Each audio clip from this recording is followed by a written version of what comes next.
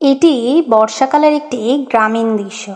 চারদিকে মেঘে ঢাকা আকাশ, গাঢ় নীল আর ছাই রঙের মেঘ জমে উঠেছে মাথার উপর। মাঝে মাঝে বিদ্যুৎ চমকে উঠেছে, কিন্তু প্রকৃতি যেন শান্ত। বৃষ্টির শব্দ একটানা বাজছে টুপ টুপ টুপ করে, সে এক মায়াবী ছন্দ।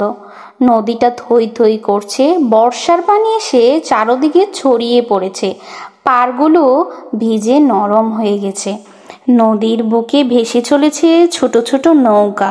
প্রতিটি নৌকায় কেউ বসে আছে, কেউ ছাতা মাথায়, কেউ কাঁথা বা বোঝাই নিয়ে কোথাও যাচ্ছে। নদীর ওপারে দেখা যাচ্ছে একটি মাটির কুঠির, ছোট হলেও কেমন যেন আপন।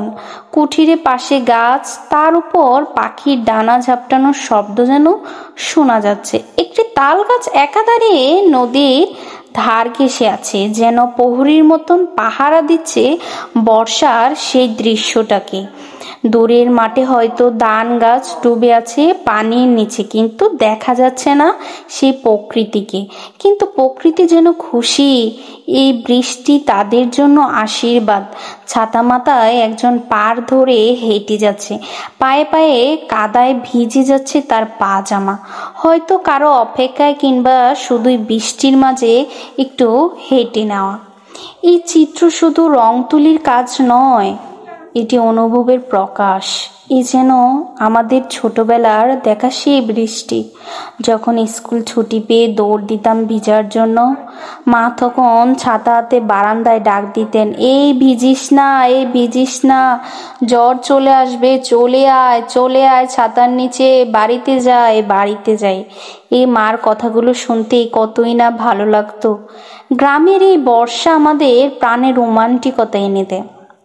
প্রাকৃতিক সুরে গাওয়া এক নীরব গান, নৌকাগুলোর ছলছল শব্দ, গাছের পাতায় পানি পড়ার টুংটাং সুর, আর দূরের কুয়াশায় হারিয়ে যাওয়া মাঠ, সব মিলিয়ে এক স্বপ্নের দৃশ্য।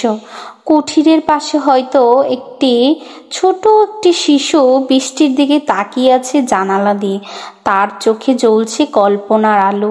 এই বর্ষার মধ্যে হয়তো সে একটি নতুন গল্প ভাবছে।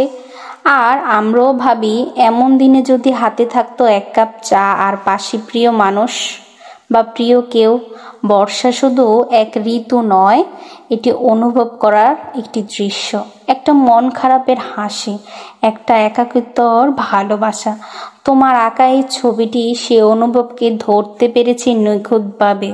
আসলেই কি আমি সেটা নিখুঁতভাবে ধরতে পেরেছি? রং, রেখা, বৃষ্টি আর মানুষ সব মিলে তৈরি হয়েছে এক জীবন্ত গ্রাম বাংলার দৃশ্য। ধন্যবাদ ধন্যবাদ সবাইকে আমার এই সুন্দর গল্পটি শোনার জন্য। সবাই আমার পেজটাকে ফলো দিয়ে রাখবেন। ধন্যবাদ।